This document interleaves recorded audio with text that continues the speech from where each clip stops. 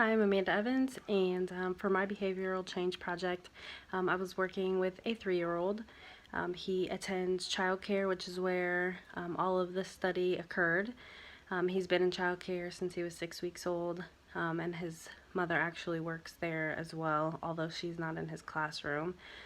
He is currently an only child for a few more months, and no diagnosis, but concerns with his ability to transition from activity to activity without throwing tantrums.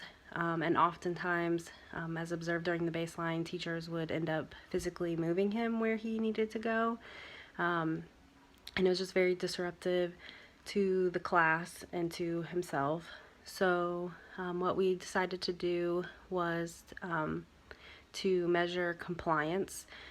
So basically, the behavior would be defined as completing a requested task with minimal help and without yelling, kicking, or throwing himself on the floor in a reasonable amount of time. And we defined a reasonable amount of time as in 30 seconds or less per some research that I found. So when he was able to comply, he would get to put a sticker on a chart. His teacher celebrated the sticker. It was really exciting for him. And then at the end of the day, he would show his mom and she would high five him, so that he was getting that immediate positive reinforcement. And then it was kind of reinforced again later at the end of the day.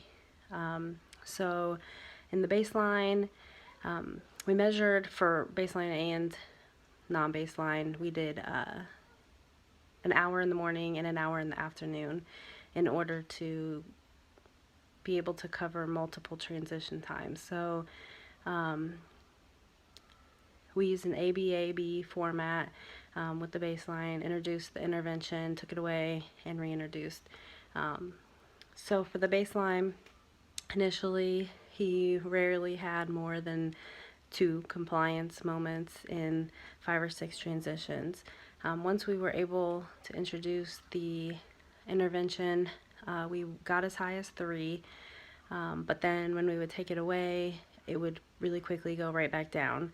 When we reintroduced it, we would have more compliance, but then again, even on the second B, we had compliance out of 5 opportunities. One time we would see 3, and then, or out of 6 opportunities, I'm sorry, we would see 3 compliance moments in an hour, and then it went right back down to about 1.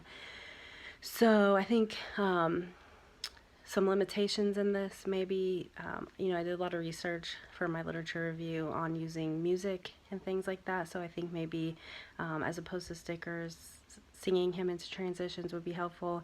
There's a lot of wait time still, so for a 3-year-old, that was kind of environmental and not a lot I could do about it because of their classroom schedule and what I was doing.